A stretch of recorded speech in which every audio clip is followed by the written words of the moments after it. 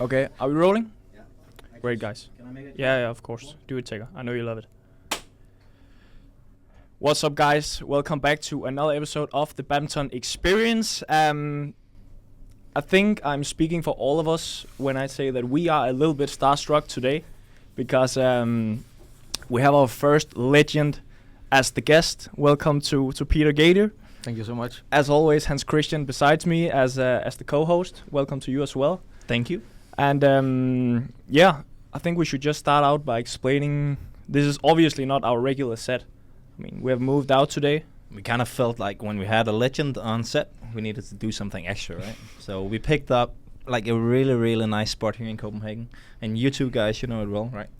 I don't know it so well. So I've been eating here quite a lot for the last few years. And isn't it right that you have been here quite a lot as well in the past? Yes, it's some years ago, but no, Mille is a great place for eating and dining in a bit of an old school way. I used to come here a lot, and I miss the place, so it's really nice to be back. I thought it made perfect sense. I was looking for somewhere with a little extra space than just my couch back in my apartment, and then I thought, I know Peter likes wine. Maybe we can get a coffee. Peter already drank his espresso. I have my Americano here. And Christian I have my water. Only have his water. Yeah. And I think you need to explain that real quickly. We just talked about this Well, prior to the episode. So you don't drink coffee at all? I don't. I haven't grown up yet. But Peter just said that you didn't start drinking until you were 32? Yeah, actually, I was 32 when I kind of felt the same as you do now, that this is not for me, and then suddenly I had like at the end of a meal, I had like one espresso, and it kind of hit me like, wow, this was special. So from the not buzz like you get. Yeah, from not liking it at all, you just suddenly like it. Yes. Okay. Wow. So it's also, I think it's maybe a bit about your taste buds. They kind of have to develop to A certain stage. I was at that stage, and then it was espresso from that point on. Yeah, because I love the smell of coffee, but every time I try and taste it, it's too bitter for me. I don't like. I just picked up a bag of coffee beans yesterday, and I always enjoy opening it up and then just smelling the fresh beans. It's from Resteriet. Where you also get most of your coffee, right? Oh yeah, Yeah. For many years I've been working with them, so that's really nice. But coffee is like now it's like everyday routine. It's for me it's when you wake up in the morning, when you before meetings, it's like you need to be at the right place. Like before this podcast, we're doing this podcast, so it's nice to have a shot of espresso. So and it's something that you feel like you need in order to get fresh and get ready, or is it just like a habit and you like the taste or what? No, it's kind of a routine that when I need to perform, not physically, but like just be sharp mentally and stuff, yeah. Exactly. Then it's become part of my routine, and now I've been a coach for some years now, and it's also when you're used to really long days, and when I was in France working as a national coach and having really long days coaching, and you need a bit of a kick from coffee once in a while. From the caffeine, yeah. So what do you do when you perform? You don't use caffeine at all. What about pills? No. I don't. I just drink different stuff with not with caffeine in it, but just energy drinks, but not with caffeine. But without being an expert on the topic, I'm quite sure that caffeine is.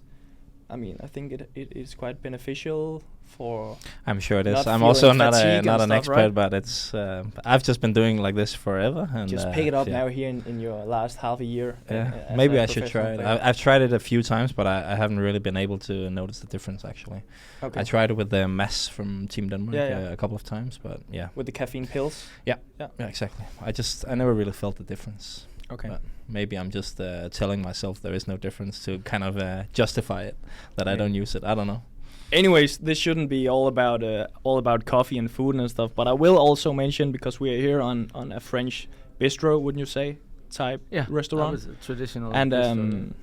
and they serve a lot of good wine here. I have had some amazing Amazing evenings here, actually, with the two camera guys. I remember after Denmark Open when we got a great dinner and a smoked cigar outside of the place afterwards and stuff.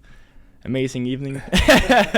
So we should have one of those nights again soon. But we're not promoting smoking. No, not at all. And I have also mentioned this in one of my vlogs because people were like, "Is he really smoking like regularly?" And then I had to explain I've smoked once ever, and there was one cigar, and that was after the Denmark Open victory, and I allow myself that.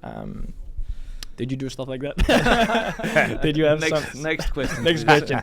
No, just some type of celebration routine. Grab a nice dinner with your friends, or sure. Yeah. Sure.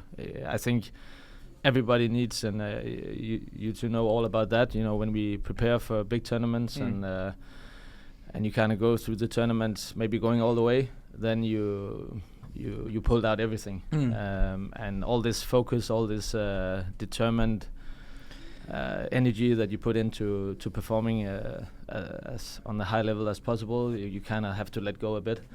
So whether it's, you know, some people relax, some people they grab a dinner, a bit of wine, you know, there can be different ways to kind of let go, but I think everybody needs it. Exactly. For me, it's pick and mix candies. Yeah, okay. Could be one. Yeah. That's the low budget celebration. Yeah. That's my life.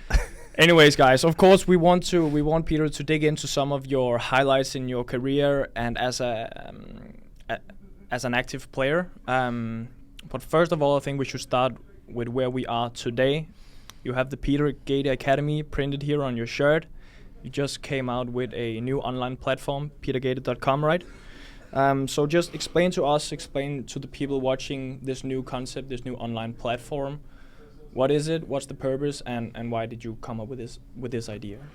Well, it's the idea and kind of the thoughts about this are actually going some years back. I always felt like I had a lot to pass on. I learned a lot from my career. I learned a lot from the past 4 or 5 years working with the Peter Gade Academy. I learned a lot from working with different players from different countries. I spent time in France working as a national coach. So, and of course, what I learned from my own career, all this, I want to pass that on to players, to coaches, to fans. But, you know, with all this going on social media, and you two guys know a lot more, I think you find it a lot more easy to take part in this. But for a kind of old school guy like me, it's, you know, I've been trying to find my way in how do I want to use these social media platforms that we have.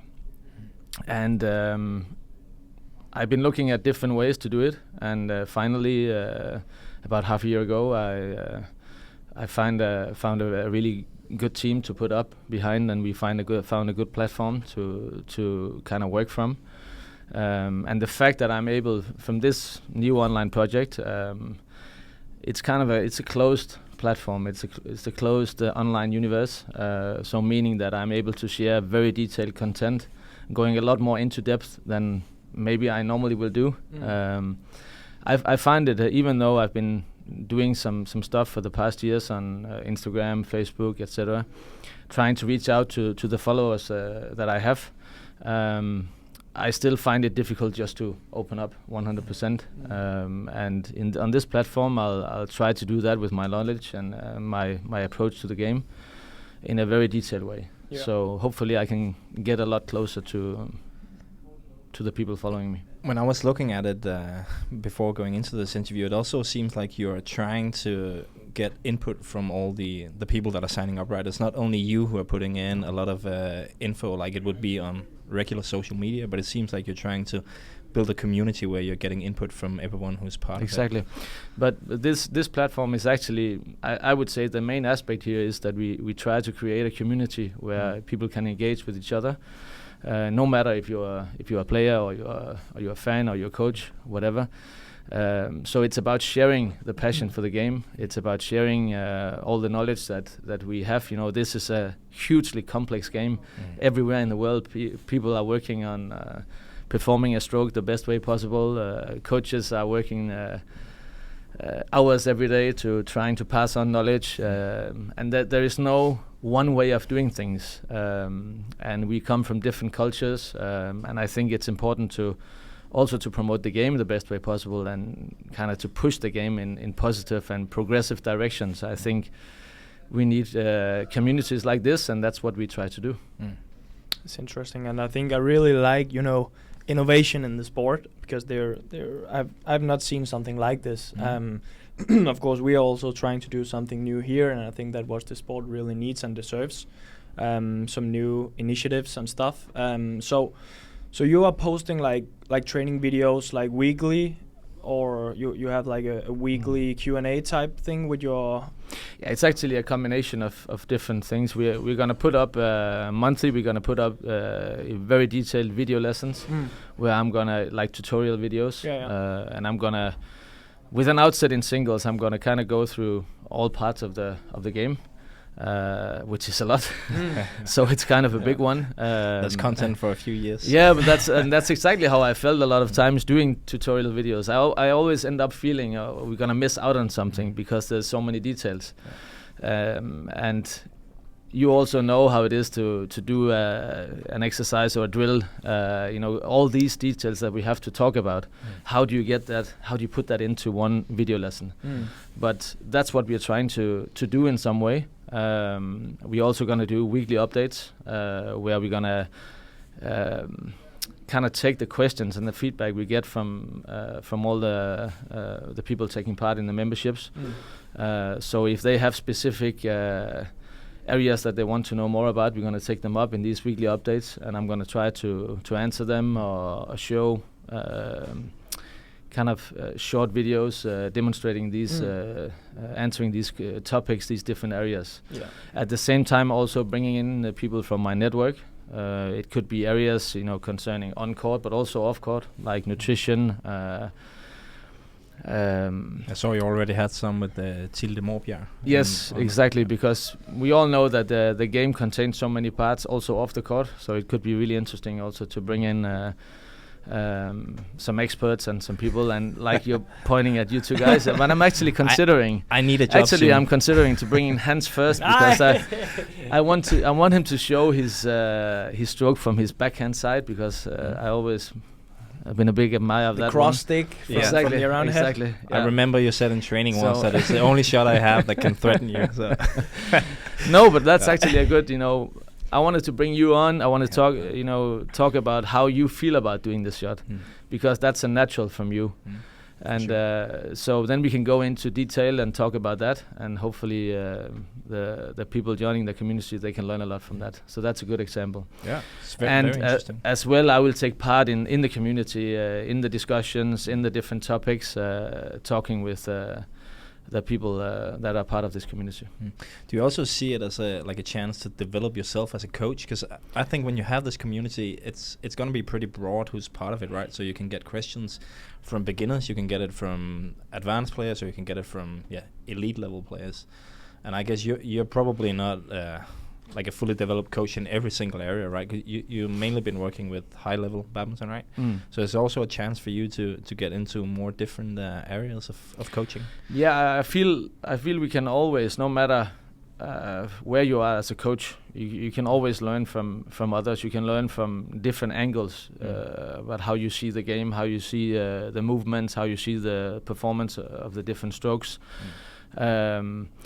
And no matter what level you're working from, I think the game of badminton still needs to develop a lot. I think we as coaches and in the game as overall, we can develop a lot more routines that can be very helpful for players all over the world, no matter the age, no matter what level you come from.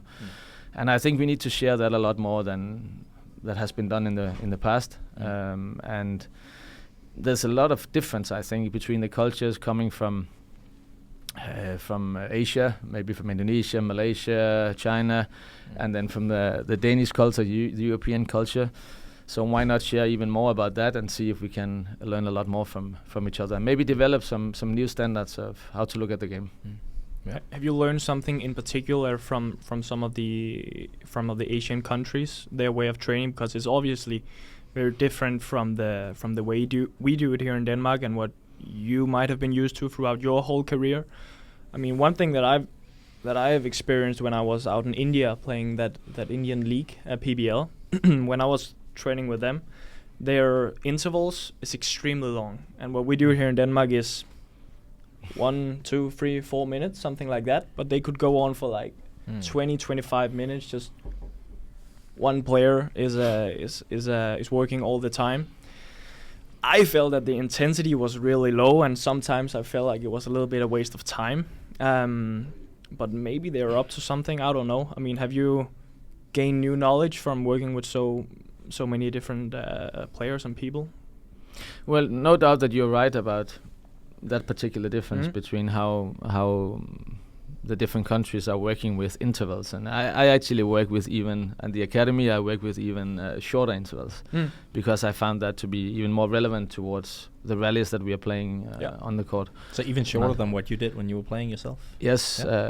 So we are working with intervals on 45 seconds, 15 seconds break, maybe even less than that. Okay. Because in my experience for the past 7-8 years, I feel that that's even more close to what's happening on court, and I want to bring that intensity into the exercises as well.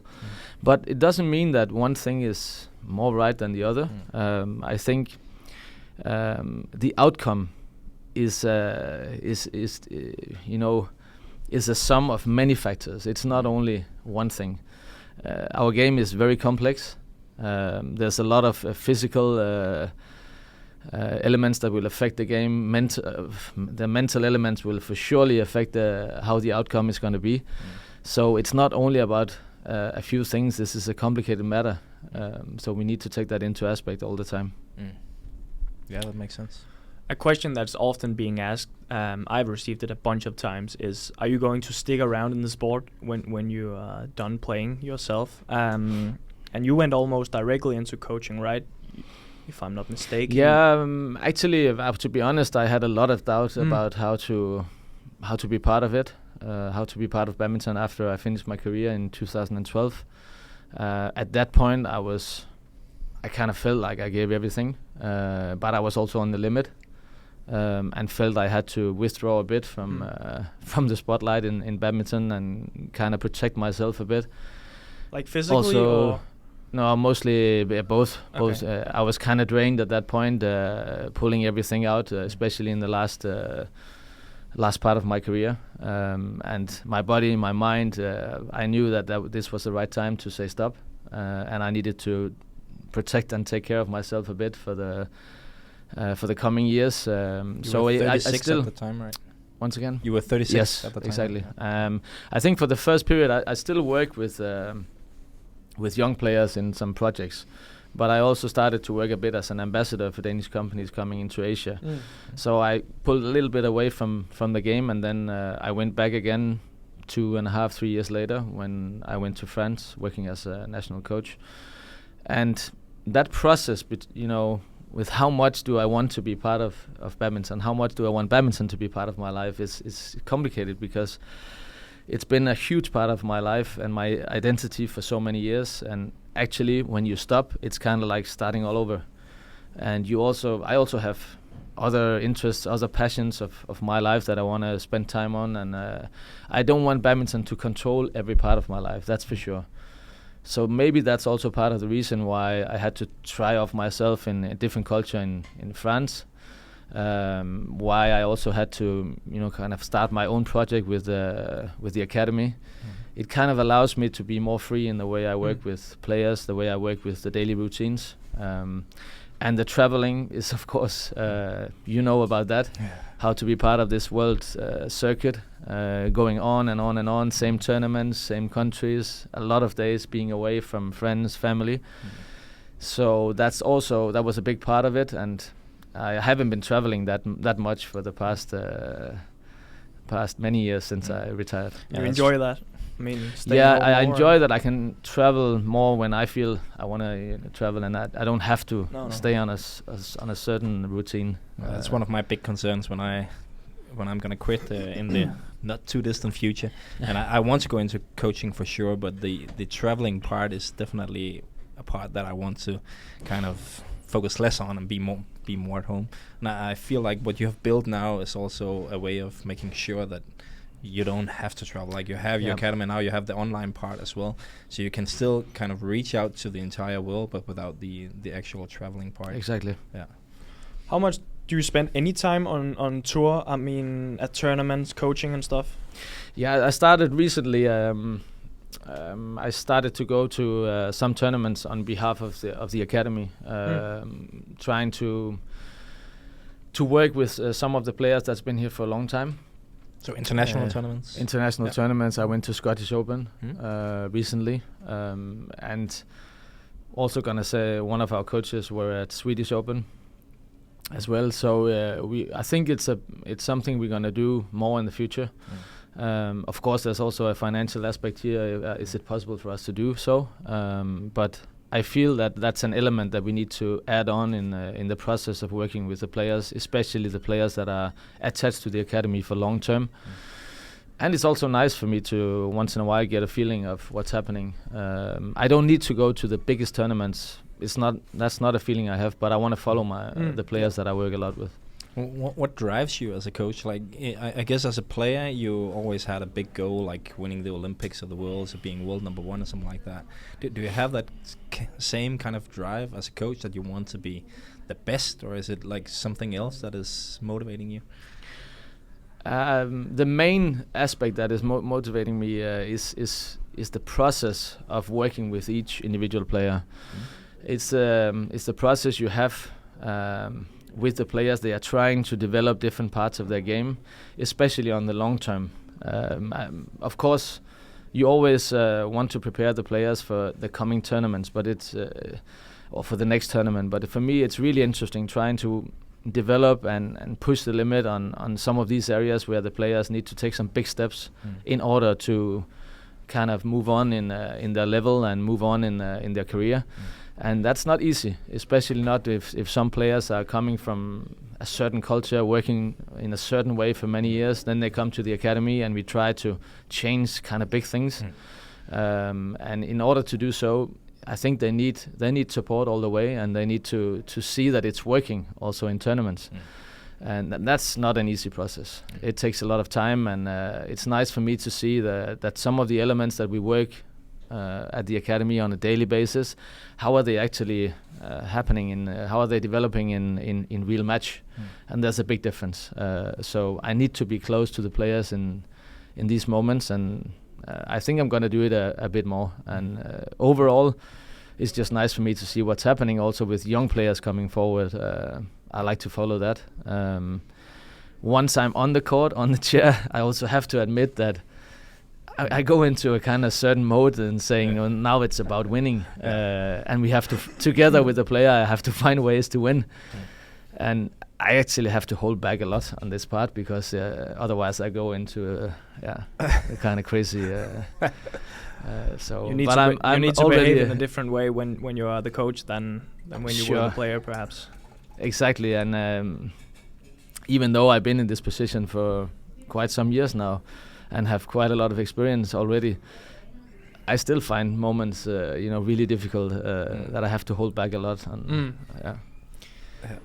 I think it's interesting what type of coach really suits a player, because some player would maybe prefer a coach who is really calm, speaking with like a low voice, trying to calm things down, and someone just needs one who's like telling you what to do. Get your shit together and maybe just push you a little bit harder and stuff. What do you prefer? I think I prefer a more calm type, but I actually don't mind being told like what to do. I always say to my coaches that I prefer they say too much than too little. If they have something on mind, they should just put it out there. I can then make up in my own mind if I want to use it or not. But I don't want the coach to, after a match, be like a little bit sad they didn't say it because they were afraid of it would put me off a little bit. But I think in general, I think the best coaches are, of course, the ones that are capable of doing both. I think that's one of the areas where Kenneth, our current coach, is very good. Like he can handle you in one way and me in a different way. Yeah, and he is able to adjust to the situation. Yeah, I mean, for sure. He can see where is he right now. Is he kind of like in the zone, just on a good roll here or not and stuff? Is that something that you have had to like learn? I think it's a lot about adjusting to the actual moment, and it's a lot about what is your relationship towards the player. You know, how much experience do you have together? How are the agreements between player and coach? For me, it's a lot about that. Do you have, as a coach, the green lights to if the heat is really on and you are in deep trouble, do you have the green light to go a bit hard on the player and kind of try to get the player out of the bubble? I think we all players know about this bubble. It's a negative bubble. It's almost impossible to get out of it. I think you're not going to get out of it if we stay passive. So we have to do something. And then it depends on what is your relationship towards the player and what is the agreements. And like you say, you two were working with Kenneth. I think in some moments he will go hard on you. In some moments he will stay calm and kind of give you some confidence and some space around you to find the solutions. I think we had a pretty interesting episode at the Nationals last weekend where Line Christoffersen, a player you also worked with a bit, she was being coached by Frank Larsen, who's one of the junior team coaches in Denmark, and she was not playing well in the final, and he was really talking hard to her in the break. But it was pretty obvious that they had this agreement and they know each other so well, so it was the right thing for him to do. But if you come as someone who's never watched badminton before, you would think like, how is he talking like that to her right there? But I'm 100% sure it was in full agreement between the two of them there. I'm sure about that as well, and working with Line for many years, she's been used to to hearing a few to the hard way once in a while if needed. But I think it's a bit like going into the dressing room and with Jürgen Klopp or Mourinho. If you put a camera up in the heat of the moment, I'm sure it's. They're gonna say some. I'm sure stuff. it's gonna be in a different way than you probably would expect. Same with maybe the head chef at Noma, René Redzepi. You know, it's that's how it is when the heat is on. You need to find a solution. It's extreme pressure, and I think it's also one of the most interesting aspects is that how do you find solutions together? It's a teamwork. And I find that hugely interesting, and I'm still learning on that part. And every player is different, so you need to handle them different ways. Yeah.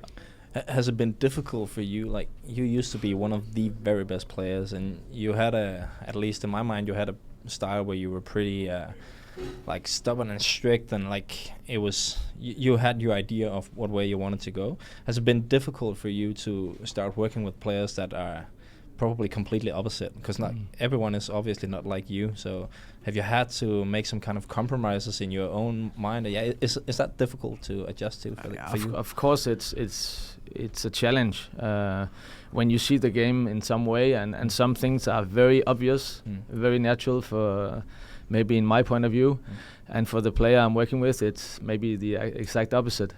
And maybe you have to put, when you have to activate some triggers with the player that are completely different. Maybe a certain player, he or she will act better if given more space, more freedom to kind of go for it, go for lines, play more freely in many aspects. So you need to understand the outset of the individual player, and that demands a lot of knowledge for the player. It demands some cooperation and teamwork. Going well ahead before important matches, and I think these processes are actually what I like the most. Winning or losing, of course, like I mentioned, when I'm on the chair and it's tournament, of course I want to win, but it's actually not the result that matters so much. I want to see these players try to develop different aspects of their game. As long as they try to do that, then I'm really motivated and inspired by that. Yeah, cool. Yeah, it must be a big transition. You mentioned your time in France a few times now. You were there for 4 years. 3 years. Like that. Yeah. How was that? Was it an eye opener of how things is going on down south, or I mean, different way from the Danish way, or did you learn anything in particular? I think I learned a lot. I learned a lot from coming from the Danish culture, where a lot of we have a very how can you say, developed badminton culture that we worked on for many years, and we know how to work long term. We know how to work long term with young players, how to see the big aspect, how to put in the basic elements that we want in place to make sure that the players have the abilities, have the toolbox to kind of go for the highest possible level.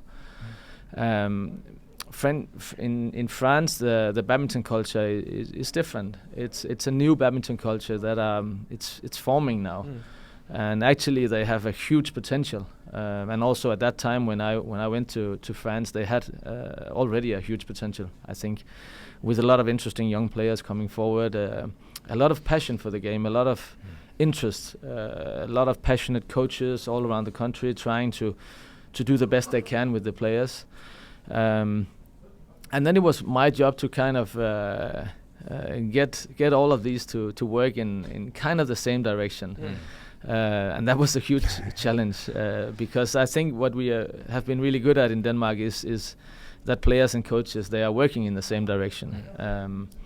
And that was a challenge in France. And I also need to allow the French culture to kind of come forward and give them some space and some freedom to show me what kind of philosophy they wanted to put forward.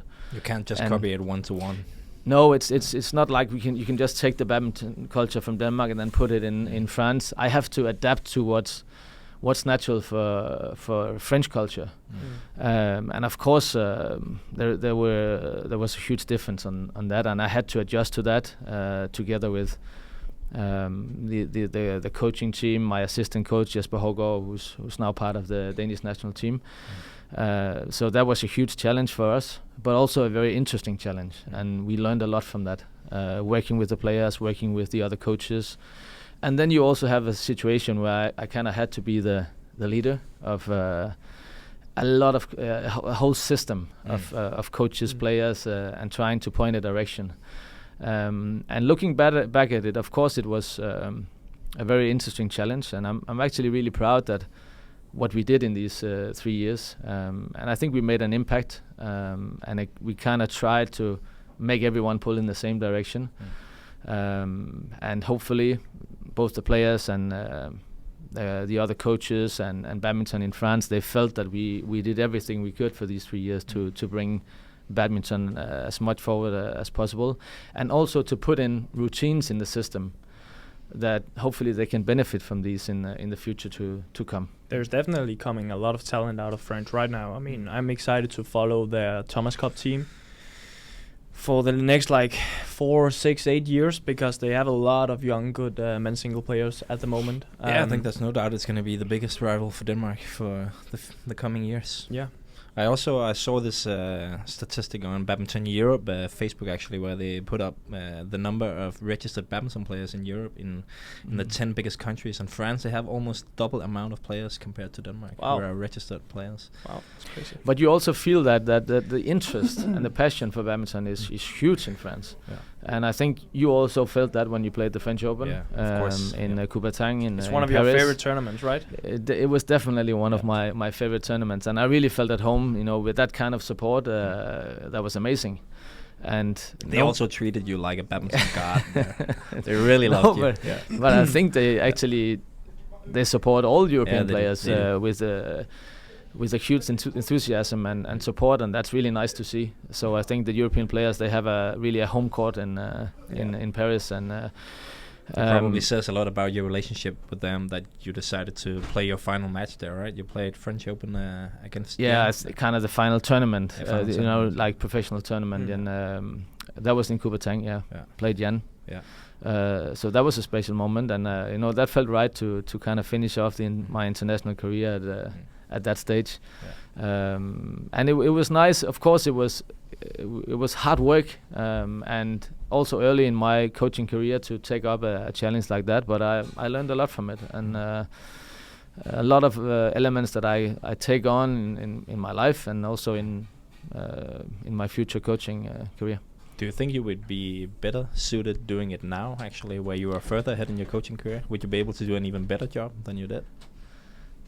I think some parts I would probably be able to handle differently, but I think it's also natural that you kind of have to, the transition going from player to coach it is a big transition, and you need to adapt. It's not only about taking the philosophy you have as a player and then passing it on and as a coach.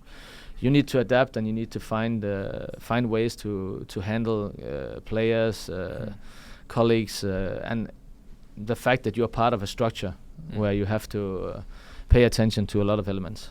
That's a challenge, and something I learned a lot from. The word on the street is that you were I didn't get to practice with you, unfortunately. I'm too young, but the word on the street is that you were a guy that was always looking to optimize everything that you did,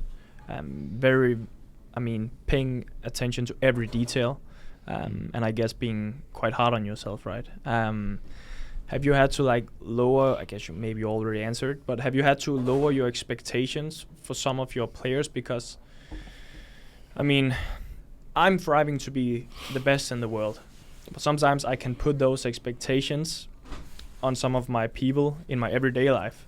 And when I talk to Oliver, I'm like, why not be the best camera guy in the world? But maybe that's not for him. I got that one. Maybe that's not gonna happen. Maybe he will be for sure. But what I'm saying is that maybe that extreme lifestyle is just not for everyone. And have you had to lower your expectations for some players, people, that I can't put this mindset on top of everyone in my circle? That's a huge question that would contain a lot of elements, I think. No, but it's definitely. I think if I say that I'm not putting that kind of demands onto other people, onto my players, my fellow coaches, etc., my friends, it would be a lie, because that's how I am. And no matter what I do, I will have a high demand towards the level that I had, and maybe not the level, but the effort, right? Maybe the effort that I will put in, that I demand the utmost. I cannot. That's the only way I can go. Yeah. Especially towards myself. Yeah. But I'm a lot better now than to kind of lower the expectations, or kind of set the expectations maybe in a different way. Working with players, working with coaches, and it's a lot about taking step by step, and then it's a lot about where the expectations are the most important is the relationship that you have towards the player or the coach or your friend. And that part, my expectations will be on a certain level, that's for sure. But it's also a process for me to kind of learn how to, like you say, lower these expectations. Kind of, there should be elements of my life where I might go a bit easy. So that's been a natural process for me to work with for the past many years, and I'm still in that process. But I will never take away my kind of thrive for doing the best possible, no matter what I do. Yeah. Whether we play a game of table tennis or card, or you're in it to win it. Yes, always. Exactly. Do you ever play yourself? Badminton. I actually yes, I do on occasion. Most of the time, I kind of go into exercises with the other players at the academy if needed. Yeah. So once in a while I will do that, and actually recently I started to play some games with some of my younger players. Okay. Because I need to feel where they are on court, and my physical outset will allow it at the moment. So that's I have to take use of that. Without name dropping any of them, can you still beat those guys? Yes, I can still beat them. Yes. Okay. Nice. But maybe there's a certain level of And it's actually, honestly, it's a difficult process. And in France, I also played with the players on occasion. Some of the men's singles, and even though that was also to kind of get a feeling about what's happening when they are on court. How are they the strokes? How do I feel them? How can I see the weak points? How can I see maybe especially the mental attitude of them? And that's more easy when you're face to face with them on court to feel that and sit down afterwards. And the challenge is that during the game, it's very difficult for me not to go in game mode. And meaning you end up trash talking your meaning I'm gonna be a different kind of animal, if you can say, than they probably know me. And I will push their buttons. I will. You will do whatever it takes. I will do whatever it takes to beat them. And that can be a bit frightening, I think. Are you willing to join on? Sometimes we set up like English double on a Sunday and stuff. Should you be among the guys that I'm considering when I'm? It depends on the way it depends on the way you play English double, because now I know that it's very different from when I was a player. So it is. I have no idea. How was it when Peter was playing? It was a bit more strict with the rules. Like we respected the rules a bit more. I feel like it's very strict nowadays because we have started to play for money now. That's a new thing. For the. Why do you need to play for money? Because we are driven by the money. No, I don't know why. It's Anders and Victor who started it. I think we didn't need the money when we played English when I was playing, and that was a big part of the culture. I'm sure Hans can confirm that. And I remember also Kenneth Jonassen and me. We had a lot of battles with some of the doubles players. And it was kind of a routine that we had to do this English double as a part of the warm-up. And the atmosphere was always very intense. And it was a rare occasion if we ended the English double by being in a good mood. So, but it actually brought all four of us, in a game mode. So that was the positive thing. But I love to play it, and I love the intensity and. Between players on court and the competition, the way you can take use of different elements. I love that. Yeah, I love it too. But just by talking about it, I want to play. So I'm up down for the next next Sunday. one. You're down next Sunday. We usually play half court, I guess you did back in the days too. Or did you play quarter court? We played mostly half court. Okay. Full court. Yeah. Now we can't get any of the doubles players to do that nowadays. It's only box. I could imagine. Yeah, with the double players.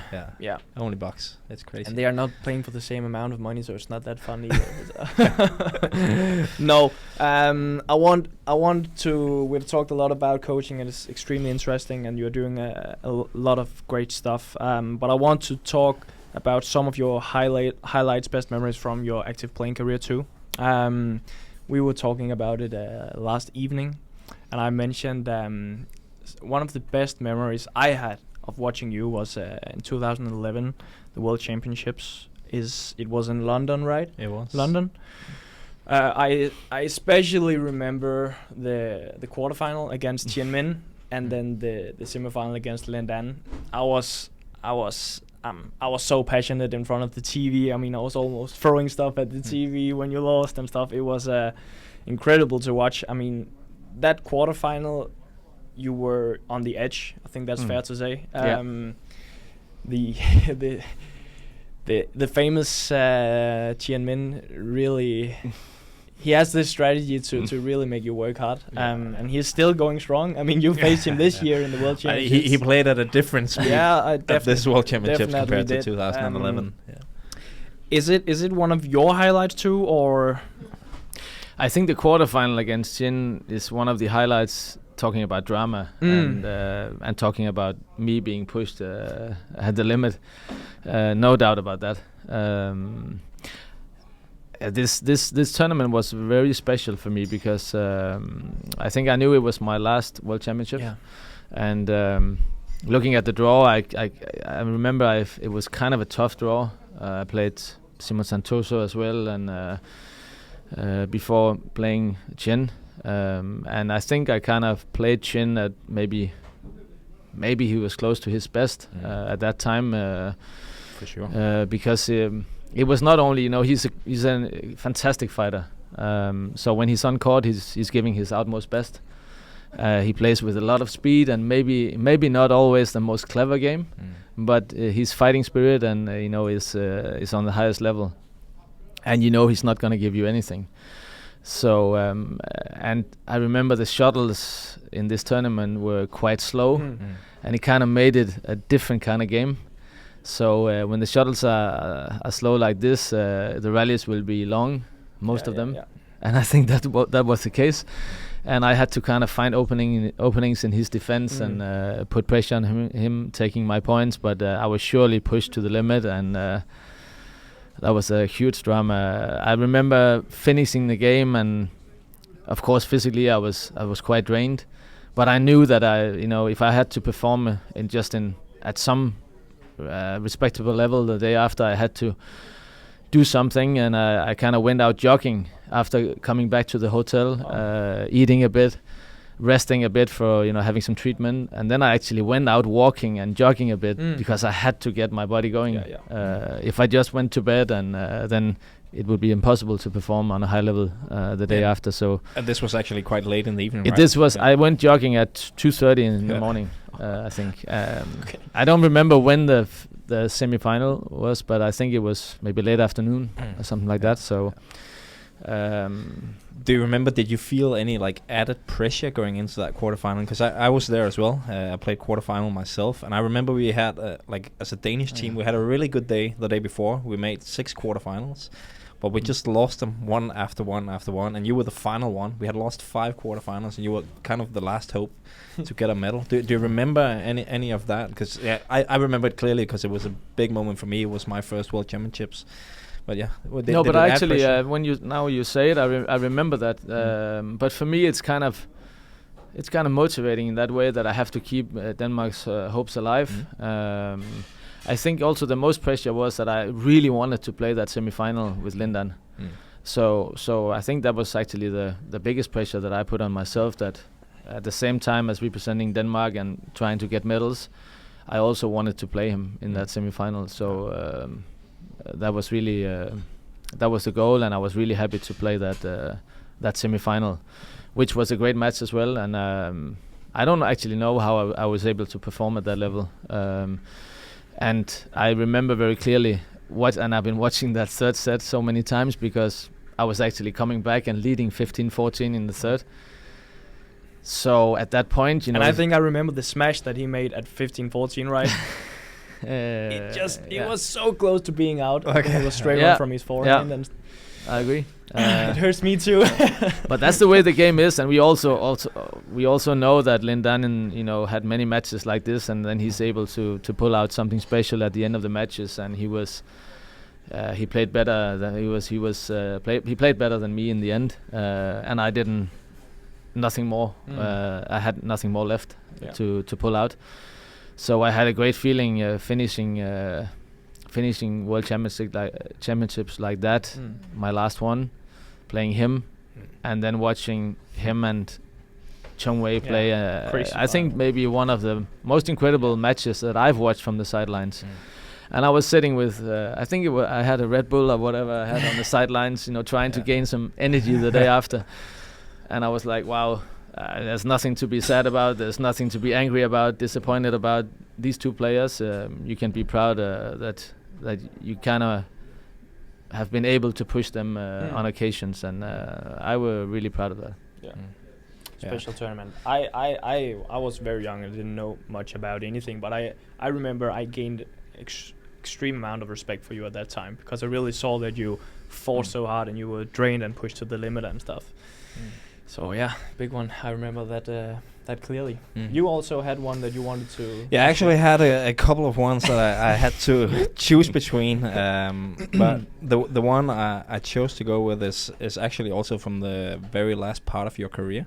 Because as you said, that was your last World Championships in 2011, and I remember you played really well that entire year, 2011. But it was like something happened around Christmas, New Year, before going into 2012. So the first few months of 2012, your level, or at least your results, kind of dropped. And I remember I was going to be the commentator at the Olympics in London, And I kind of said that I didn't have the expectations that you would be back at the level we had seen in 2011. And then when you played in London, I specifically remember the match against Chong from Korea, and you played amazing again. And like I was just thinking about it last night, like how much it must have meant to you to kind of get back and play at that level, because I'm sure you also must have had some self-doubts in that lead up to the Olympics, because your results were kind of declining. Surely, and it's the last part of my career. It was, naturally it will be more up and down, because physically, mentally, you are at the limit, and I was at the limit, and I kind of had to pull out everything over and over again, trying to find areas where I could improve a few percent. Because physically, you might not be at the best compared to earlier years when you're 36. So, for me, it was a crazy battle trying to pull out that level again. It was also a big challenge, and I wanted to do so, and I wanted to finish off in a good way. So it demanded a lot of preparation, especially working with my physique outside the court on every single area, trying to optimize on everything with nutrition as well, and then kind of giving me some space to perform, and knowing that what I wanted was to perform on, what you're talking about, showing the right kind of level where I would feel comfortable and say, okay, this is my kind of level. I wanted to finish off in that way.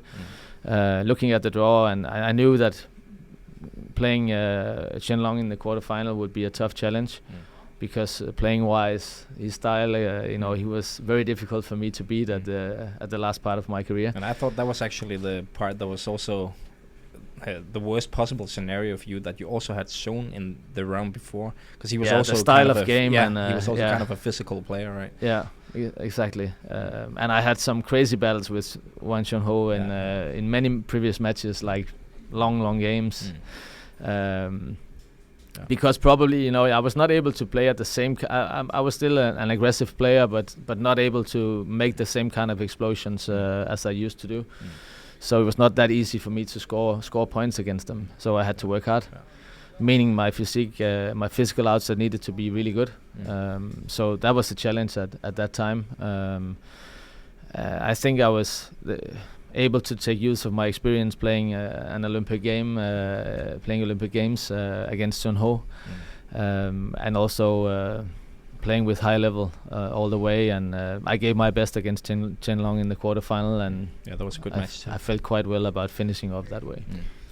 We've talked about you getting older and how it feels to be older, and Hans Christian says that the restitution, the recovery phase is the most difficult part nowadays for you. Did you feel the same? Like, was that really how you felt, that okay, I'm getting older now, I can't recover as fast between matches and stuff?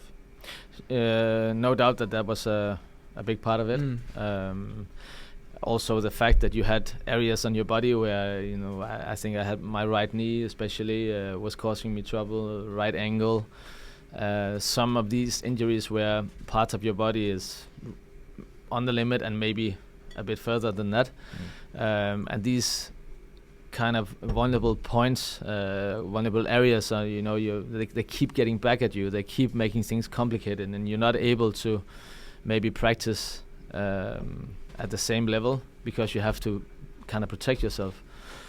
So that's definitely part of the challenges, for sure. And that's just how it is to be at the last part of your career. So.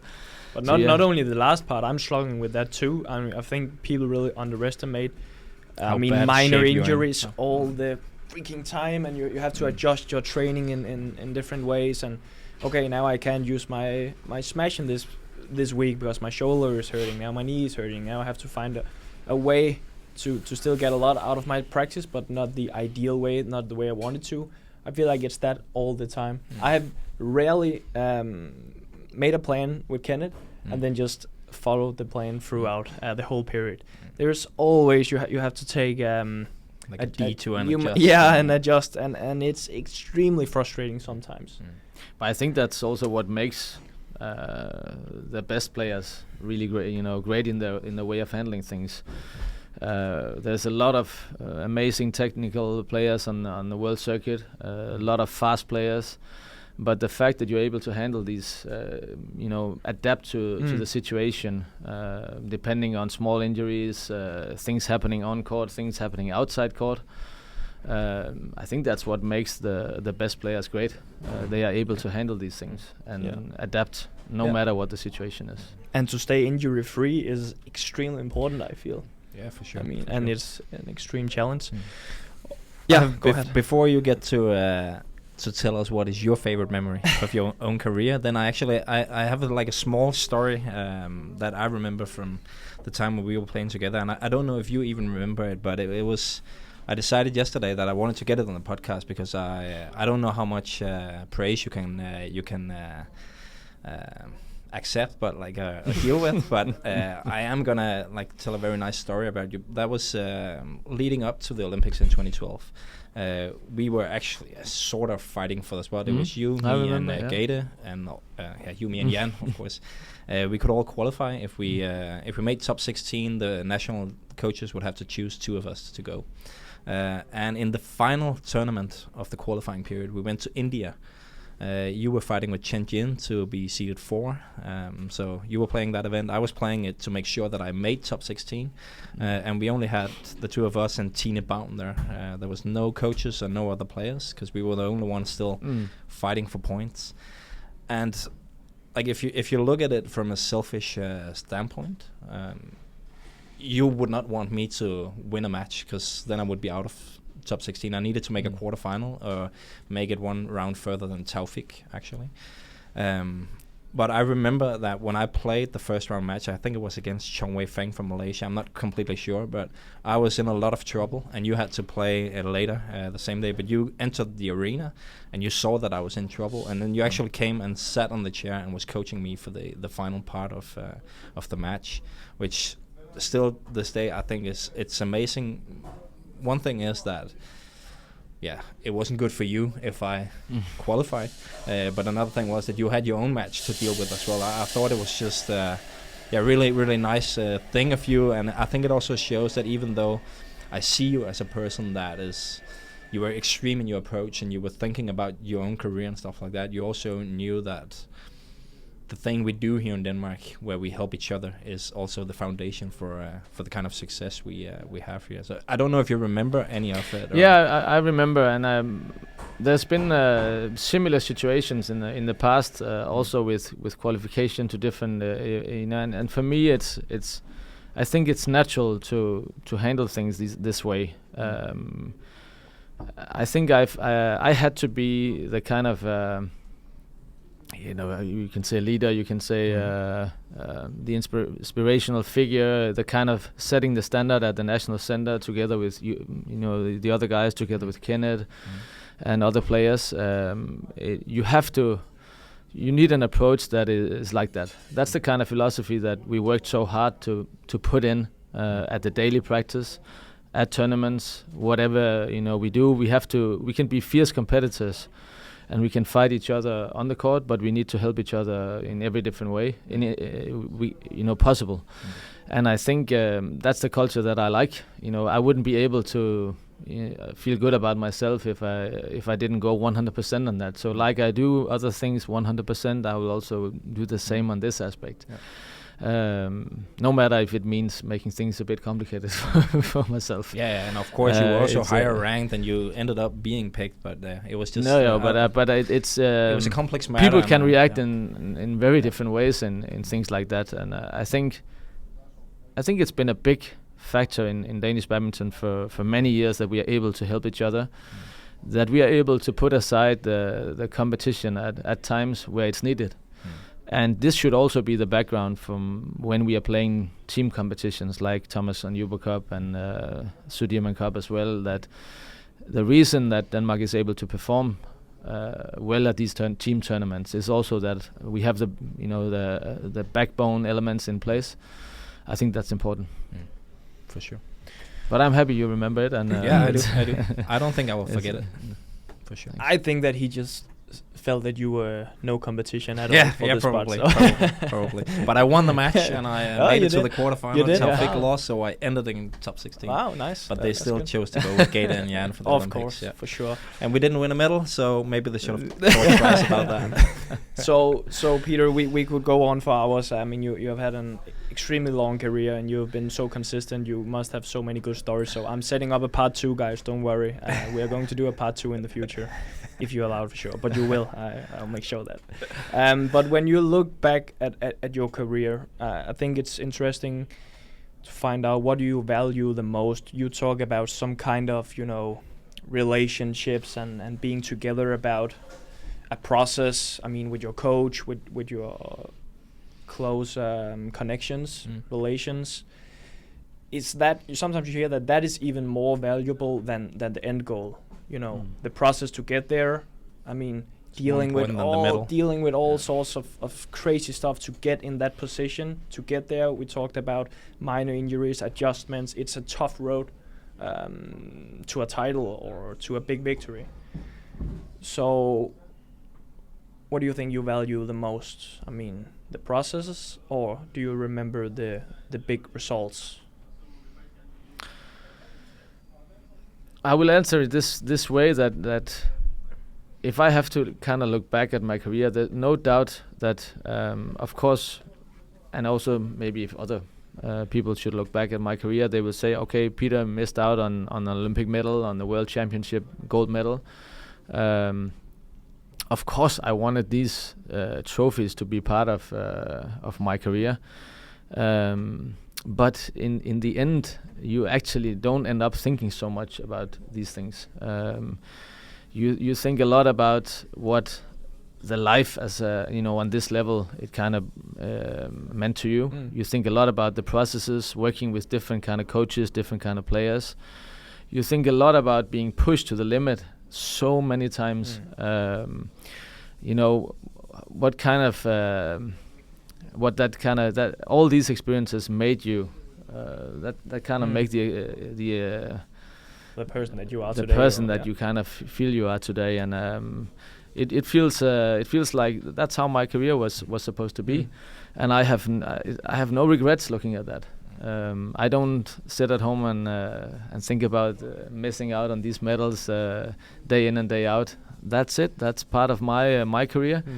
I think I'm proud that I was able to bring inspiration to a lot of players and fans all around the world, playing the kind of game that I did, always going on court, fighting 100%, no matter who was on the other side, being able to perform in Europe, in Asia, enjoying the culture, no matter where I was in the world. I'm proud of these elements, and it's nice to look back on. Amazing, and you should be. You had a tremendous career, and I would like one of those medals, bronze or silver. That would be fine for me. Yeah, you still have maybe one shot left or something like that. Yeah, we'll see how many shots I have left. Well, guys, I guess first of all, thank you so much, Peter, for joining the podcast. I hope that you enjoyed it. I did, for sure. And I hope that you enjoyed it too, guys. Thank you so much for tuning in. Make sure to go check out petergade.com, the new online training platform. And of course, subscribe to our channel as well, Antonsen, the Badminton Experience. Its own challenge is coming up soon. It is. Hopefully. It is. Yep. So check out petergade.com. I'm sure that you can learn a lot from this guy, one of the most competent persons in the game, that's for sure. So check out that, subscribe to our channel, stay tuned for the next episode. See you guys. Bye-bye. See you guys.